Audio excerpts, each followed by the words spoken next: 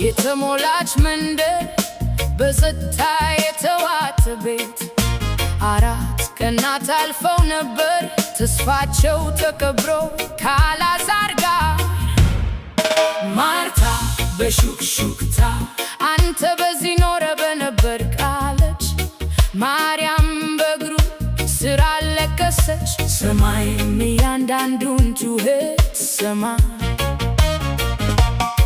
ሕይወትን የሚሰጠው እርሱ ወደ መቃብሩ መጥቶ ነበር። የማይቻል ይመስል የነበረው የመጀመሪያው ጅምር ብቻ ነበር። ድንጋዩን አንከባሉት፣ የክብር ንጉሥ መጥቷል። ሞት ሊይዘው አይችልም። በስልጣን ድምፅ የሚናገረውን አልዓዛር ሆይ ውጣ! የሞት ሰንሰለቶች ጉልበት የታል? መቃብር ድሉን አጥቷል። ሞት በሕይወት ፊት ራሱን ስቷል። ሕዝቡ ቃላቶ ተደመው፣ ዓይኖቻቸው ወደ መቃብር አቅንተው፣ ምድር ትንፋሿን የዋጠች መሰለች። የእርሱን ትእዛዝ እየጠበቀች በትልቅ ሕማም ጩኸት፣ በዚያም በሉዓላዊው ሥልጣን ድምፅ ጨለማ እጁን ሰጠ፣ ሕይወትም ለጥሪው መለሰ።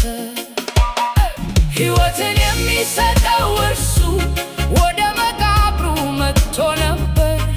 የማይቻል ይመስል የነበረው የመጀመሪያው ጅምር ብቻ ነበር። ድንጋዩን አንከባሉት፣ የክብር ንጉሥ መጥቷል። ሞት በፊቱ ሊቆም አይችልም። በስልጣን ድምፅ የሚናገረውን አልዓዛር ሆይ ውጣ!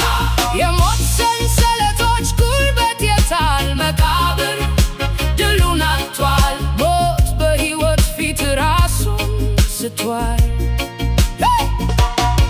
አንተ በምትናገርበት ቦታ የሞተ ነገር እንደገና ሕይወት ይዘራል። አንተ በምትቆምበት ቦታ ፍርሃት ይጠፋል። ለእግዚአብሔር ልጅ የሚሳነው ምንም ነገር የለም። ምስጋናና ውዳሴ ላንተ ለዘላለም።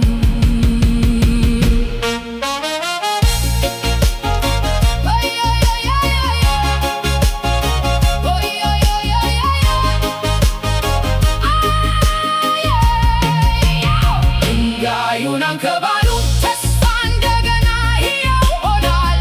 አዳኖ ተናግሯል፣ ሞትም ድል ተመቷል። አልዓዛር ሆይ ውጣ!